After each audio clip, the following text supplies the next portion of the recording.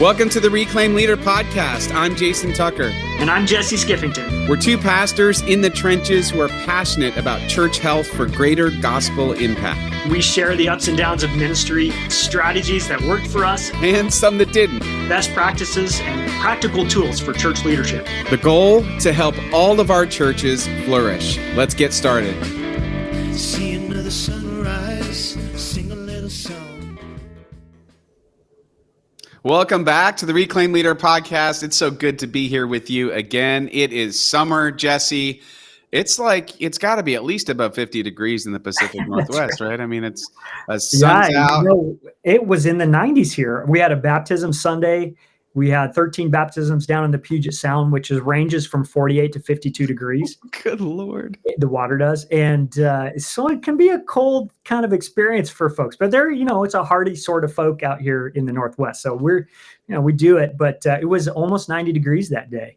And, so it was a little unusual. The sun was out and we brought in an ice cream truck, a vintage ice cream truck. And it was just a ton of fun. But yes, it is sunny out here, Jason. So I love it. No, that's so cool. It was awesome. And that's something we got to do another episode about kind of mass baptisms. Just the encouragement, the excitement of that for people. And it's a real benchmark in their lives and a boost when you're doing like a remember your baptism. I mean, that's great. Although honestly, Pacific Northwest, it just shows how little I know about it. I feel like there's killer whales in the Puget Sound. There are. And jellyfish, as one of the people pointed out, as a jellyfish floated past us as we were preparing for their baptism. But you have the nice orcas. You don't have the ones that attack the boats, right? We do have the nice orcas, though I'm sure, you could provoke them if you need, So anyway, what are we talking about today? Anyway, I don't know. I love it. We're talking leadership, we're talking shop, and we're talking because leadership matters. And here's the thing, like we started our conversation, you know what? You just never quite know what's going to come up when you're doing all the things. And there's so much that we have to aim at and to pay attention to. And one of the things that we talked about last week that really was just something I want to pay a little bit more attention to, that is when you said we kind of focused at the beginning of taking inventory of how am I doing and where am I? And so just wanted to kind of build off that conversation and talk some more about how do we pay attention to our own well-being, our own healthiness. And I think, Jason, you and I would rather talk about fun things like Baptism Sunday and ice cream and orcas sometimes than talking about how are we doing and sort of the self-care piece of ministry. And I don't know what that says about us. I'm curious about it. But we would probably, I'll speak for myself, I would rather talk vision, mission, strategy, what we're going to do, than to pause and really work on how am I doing. And I imagine that I'm not alone as a leader in that. I can relate to that. Yeah. So we're going to do it. We're going to pause and we're going to have the self-discipline and legitimize, I think, really the importance of working on what's going on. So we're calling the episode, Are You Living Inside Out? Are you living out your leadership in light of who you are in Christ and where your strength is really found and the source of your calling and all of those things, remembering to have a healthy inner self, a healthy relationship with the Lord, and to lead from that place. And so that's where we're going to go in our conversation today.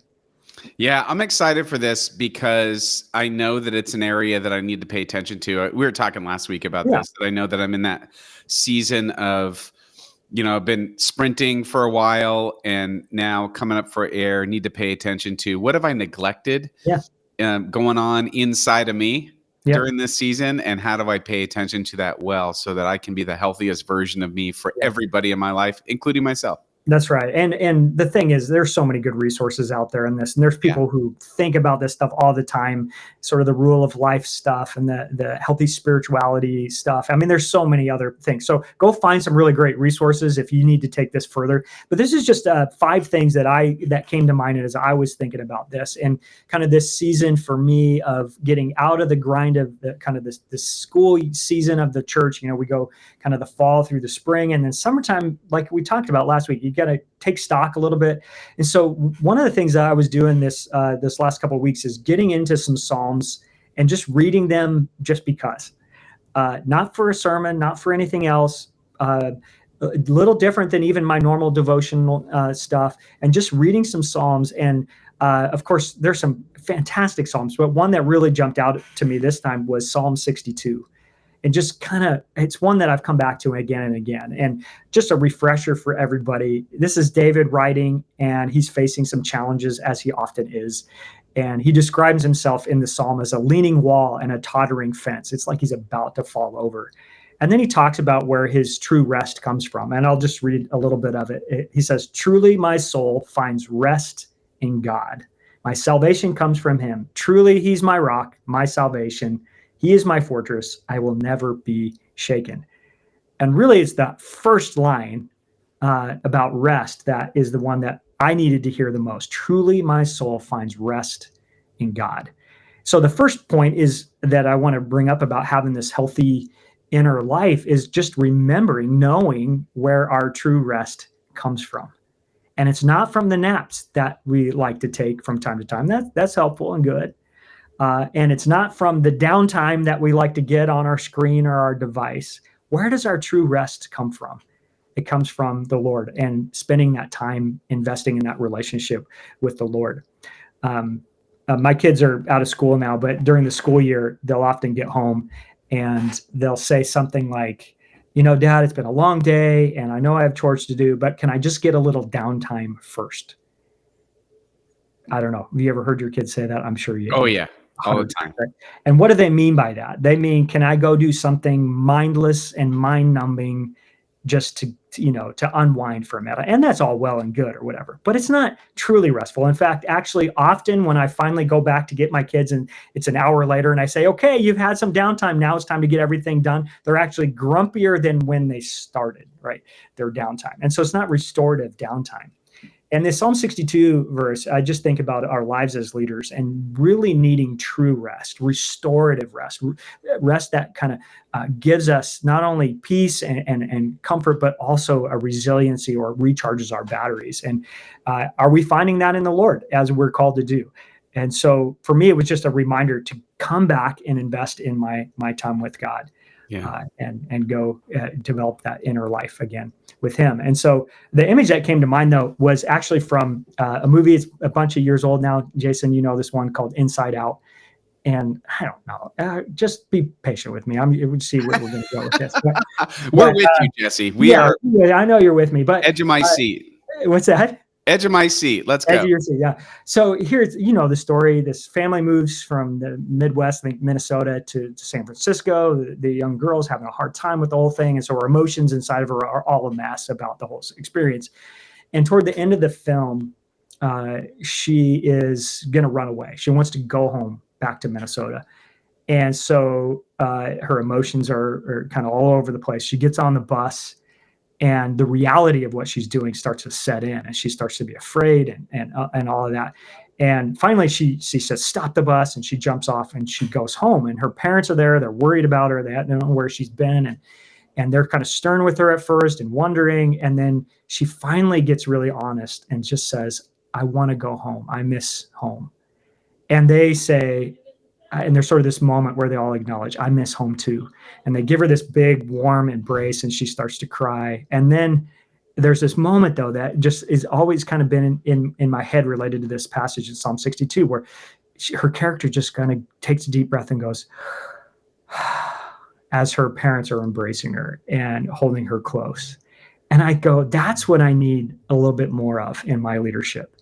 Just to know that closeness with God, where I'm fully known and loved and cared for in a way that helps me go, and to feel the weight of leadership and the weight of my calling and the weight of expectations and the pressure and the stress, just to feel it for a moment, to go, it's in God's hands. I'm finding my rest in him.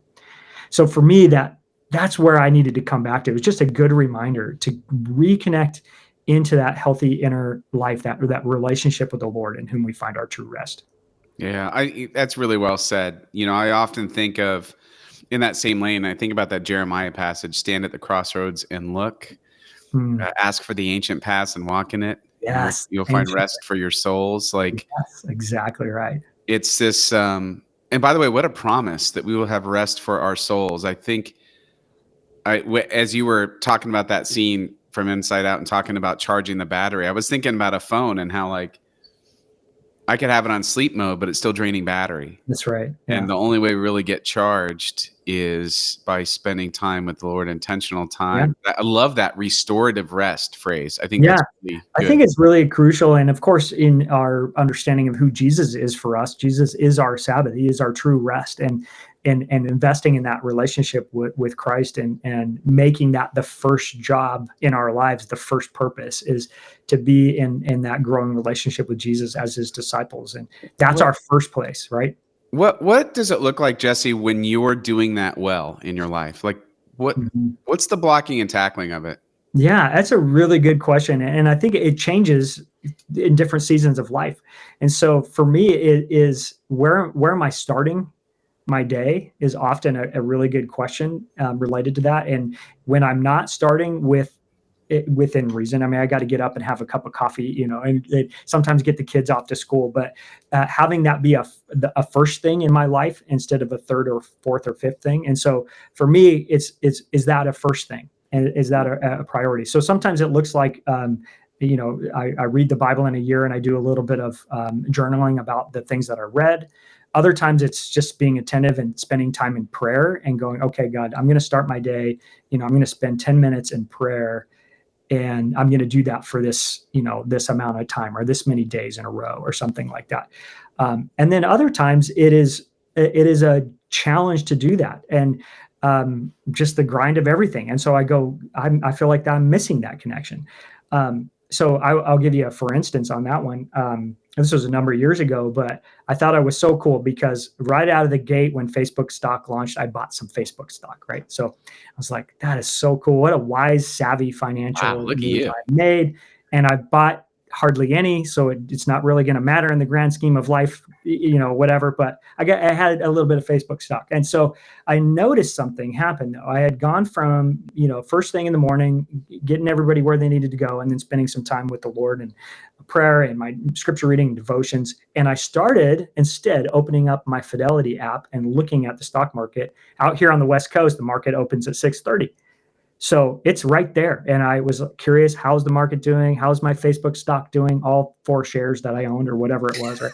Some really life-changing amount. But I noticed that my focus started to drift in my first thing. And I was paying more attention to what the stock market was doing than I was to my time with the Lord. And so for me, blocking and tackling wise, what kind of the format might change, but it being a first thing is a commitment, a value proposition in my life.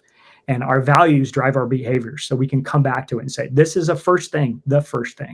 And so I need to come back to this behavior that's gone drifting. And I'll never forget what Gordon Graham, one of our professors at Princeton, said to us. It was on graduation. I remember. Do you remember this? What he said to us? Yeah. He said, don't let it ever become a job. Your first calling is to be a follower of Jesus. I mean, it was something in that lane of let your faith be the first thing. Yeah. And so anyway, so that's, I don't know. What is your blocking and tackling for your devotional life? I mean, it's similar. I think it definitely shifts depending on whatever sort of season I'm in or even the season of the year. When the kids are out of school, I'm able to do more in the mornings. That's right. Yeah. Which is what I like. That's my preference. When we're in school, especially in the winter, I feel like I'm not any good in the morning to pay attention. So my time in the morning gets a little shortened, but I try to find other ways to do that. And for me, it looks like I'm either reading a devotional or I'm just reading scripture. Say I want to go through a book or something, or I'm listening to, I like the Pray As You Go app. It's like a that's great. Jesuit app or whatever. And it's got music and a devotional and sometimes in those seasons where I'm not getting up in the morning and doing it, I'm doing it in the afternoon or like right after dinner. So we eat early. So maybe I'll have dinner and then everyone's off doing homework or whatever. And I'll go for a walk and I'll listen to the devotional. I like the bookend of that. Yeah. So if I'm not listening to a devotional, I like doing sort of a daily examine kind of prayer. as Mhm. I go through and give thanks to God. And I Kind of find it, walking back through your day and yeah, I find like that keeps me really feeling Mhm. close with God. Yeah, I think isn't that what we're saying here is what are you doing to have your heart and God's heart intersect and Yeah. be connected throughout the day? And I would say for me, if I don't do it first thing, it often doesn't get done. And as a discipline, it really has to be on the front end for me. And I would like to say that I'm a end of day daily examine guy, and I go, Lord, thank you for this or that. But often it's I'm reading a book or we're watching a show as a family or something like that. And but it's so crucial, and I can tell the difference, and I know the people in my life can tell the difference when this isn't going well, or I'm kind of falling out of step here in my ongoing spiritual discipline of connection with the Lord. So know where your rest is found. I mean, maybe that's all we need to say for this, and encourage our listeners to get back into that. But I have a couple other thoughts that I would say for living inside out. And I imagine for some pastors, there's a question around calling. Is this still what God has Mm, for me? yeah. Or feeling worn out in your calling as a pastor, as a leader in the church. I mean, it's a lot, right? And kind of going and I would say something to pay attention to on the inside here is asking questions about if you're starting to imagine yourself doing anything else. Like, please, I could go work in finance. I'll be a lawn guy. I'll do it. Like you're kind of dreaming about what are the other opportunities or things that you could have been doing with your life, and maybe something to kind of come back to your sense of calling, like Lord, what is it that you want me to be about? And reminding yourself that you were called to this for a reason. And I've been doing a series called Real Faith in a Real World, and how do we enact our trust in God in the real circumstances of our lives. So I've been exploring the Hall of Fame of Faith in Hebrews and talking through some of those characters. And we just got to Gideon. And I love Gideon's calling. I mean, he's the least of the tribes. He's like an unexpected guy hiding out in a wine, press, doing, trying to get a little bit of grains of wheat. And it's just like the unexpected, but God calls him. And throughout that, we find again and again that it's not on Gideon's strength that he's going to do what he's going to do. It's on the Lord's strength. And so I think in our calling, coming back to not only the true source of our rest, but also the true source of our leadership and the strength of our leadership is what God provides. If He calls us, He's going to provide for us for that calling that He's placed on our lives. I don't know, Jason. I think we're always a little bit careful about talking about our calling because it feels almost like a dangerous question to ask. I think to wonder about that. But how often do you stop and think about, Lord, is this still what you're calling me to? Or is that a question that comes up for you in your journey? Never once. No. I mean, yes, it comes up. It's sort of just like a checking in. Like, am I Mhm. still feeling like God is using me here in this particular place? Mhm. Should I be thinking about what's next? Can I stay somewhere too long? What's the shelf life of my leadership Mhm. here? These are all questions I come back to Yeah. every once in a while. And Mhm. not my sense of calling as a pastor, I feel, at least in this season, I feel very certain about that. But it's like, what does that look like? Not always.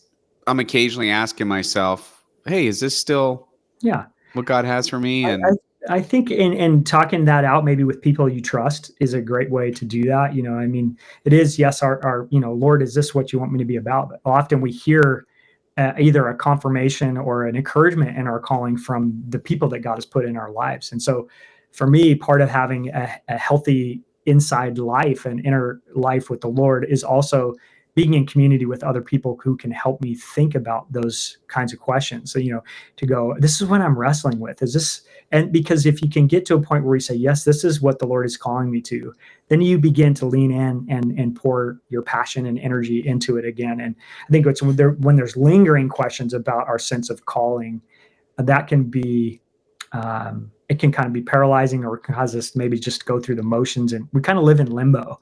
So I think sometimes this question of, know the one who called you, and take some time to continue to discern around that, and know whose strength that you have as you go along. That none of us are really worthy of that calling, but we're called into it anyway. So that's a couple of questions. One is on kind of how is our relationship with the Lord. One is around our sense of calling. And then I think another question for our healthy inner life or living inside out is, how are we doing in investing in ourselves or in our own leadership? And not in a selfish way, like, it's all about me, but kind of way, but doing that when we're spending so much time pouring into other people, developing other people, discipling other people. How are we doing at being disciples ourselves and growing, finding a mentor and learning from them, being coached, or maybe finding a new leadership skill or self-awareness skill to develop? Are we developing our own leadership self and being disciplined around that? Because we talk about leaders lead themselves first. It's part of what we have to learn to do and to be disciplined around that. So are you developing your leadership toolkit? Are you investing in your own sort of well-being around your a growing self-awareness in this season of life? And so I did a couple years ago, you know this, Jason, but I've taken some coaching courses just to continue to challenge myself to grow and develop as a leader, and just went through some mentored ministry training stuff, and enjoyed kind of learning some techniques and things that I hadn't really thought about before for how to engage with people and coach people along. And so how are you doing at investing in your own development? I think is a thing that can lead to being well from the inside out. Yeah, no, I think that's really important, because if you're not challenged with sort of new learning, it's very easy to kind of get stuck and stagnant and not to grow. The growth comes from the discovery and trying to apply new ideas into your situation. Again, that it forces some movement, which I think is super healthy. Yeah. And I think it's one of the things, it's so easy to just let that slide because you're busy or whatever. Yeah, you hear there are all kinds of proverbs about this kind of stuff, but leaders are readers. Leaders are lifelong learners. Leaders, and what I find is when I invest in a new leadership tool or training or something, is that all the stuff of leadership that I've learned and developed along the way and discovered, and self-awareness, all that kind of comes back to the forefront again. And some healthy habits of leadership kind of begin to spill out again, maybe that have gone stagnant or become stale, or I just assume, or something like that. And so new things kind of bring out the best of kind of the cumulative learning you've done as a leader. So part of being healthy on the inside is continuing to grow and develop yourself and your skills and abilities and self-awareness around your own leadership. A fourth one kind of points us back to last week. And this is just a reminder to get on the balcony, to take stock, to see the big picture.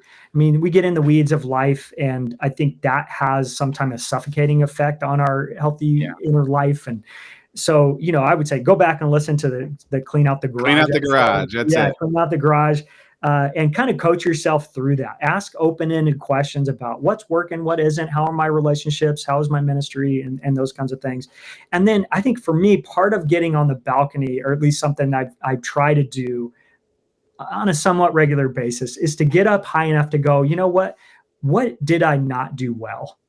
Or where did I mess up? Or where did I hurt someone's feelings? Or where did I go wrong?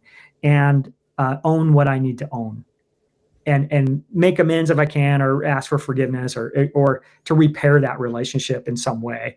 And even this morning, I was, I think I mentioned we're going through staff changes, and in a good way. It's all positive stuff, but there's a lot of moving pieces.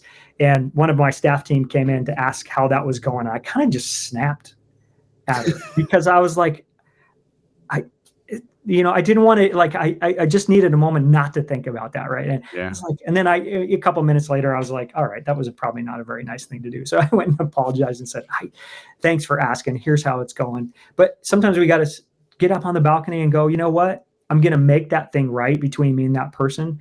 Because if we're going to be healthy on the inside, and we're carrying around all these little asterisks in our relationships of unattended to missteps and harsh words, or whatever the things are, it just has a cumulative effect on our hearts, and it's not good. And so I find one way to get out in front of stress or anxiety around relationships is just to try to clear the air whenever possible and move forward in a healthier way. So own what you need to own, Jason. And that's easier said than done sometimes, but it clears the way for relationships so much. Yeah, no, it does. And there's so much life in that.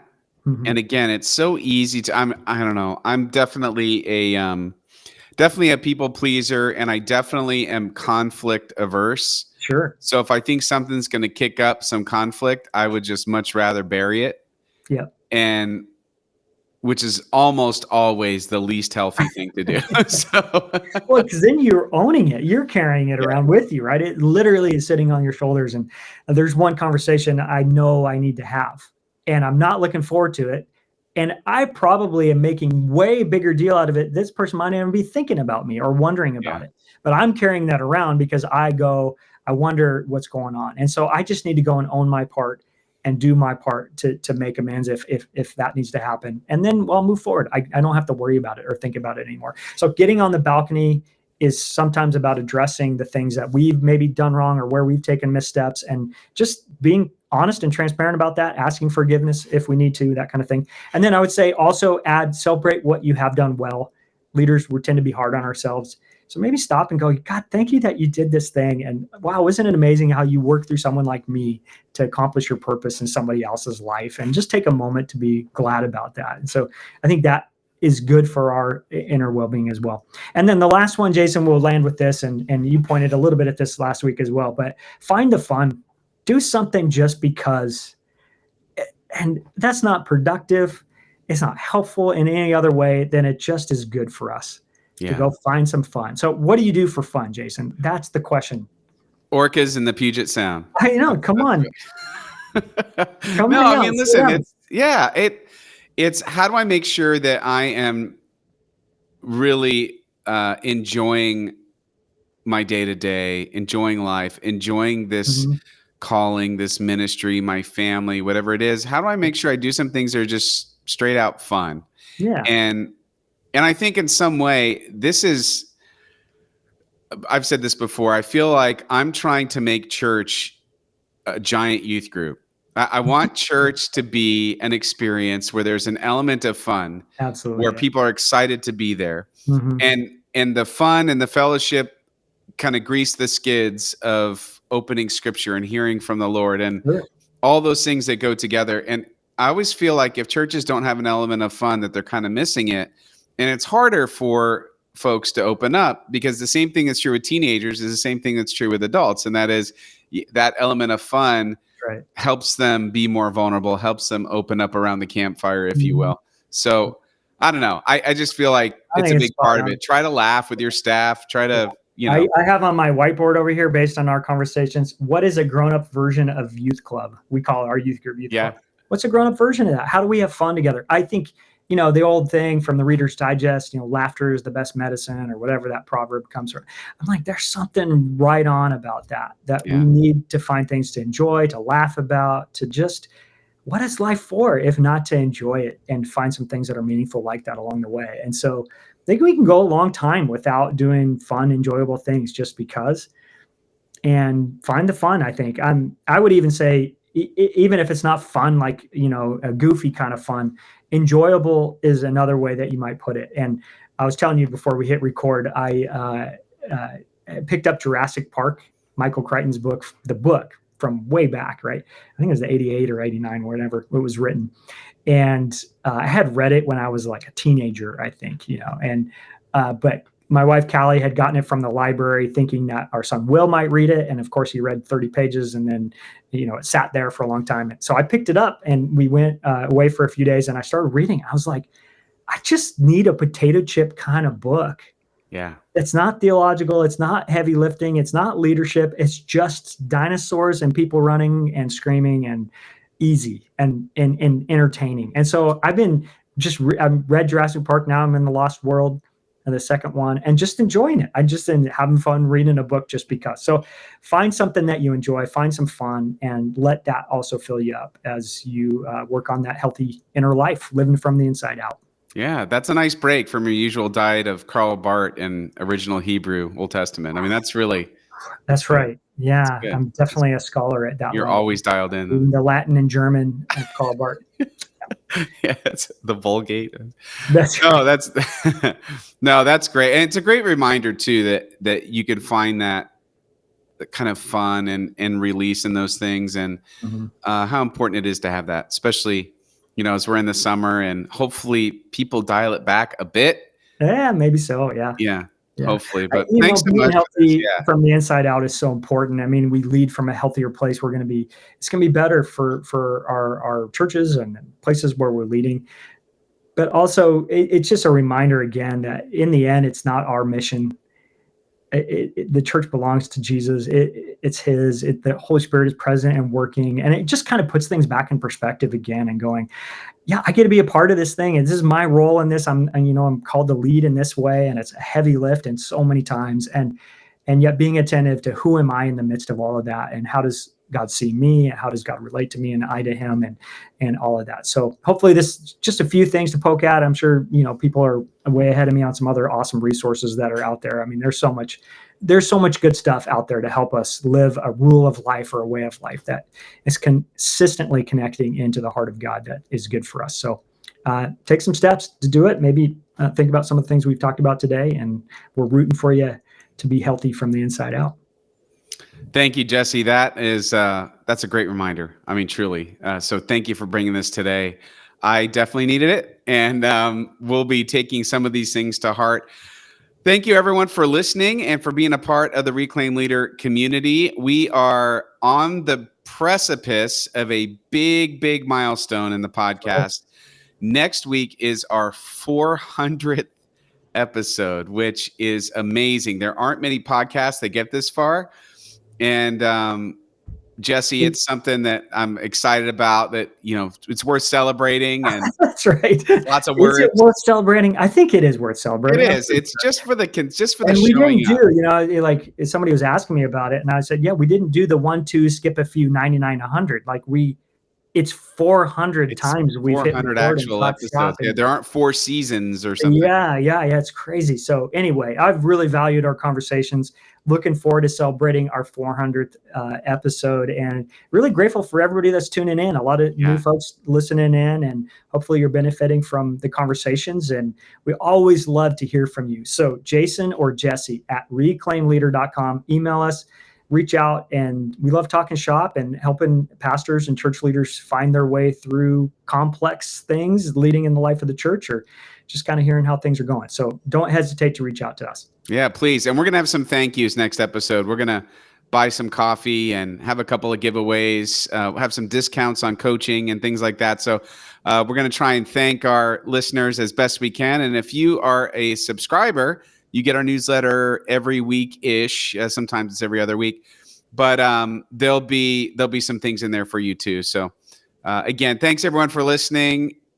We say it every time. Ministry is hard. It is so much better when we do it together. Take care, everyone.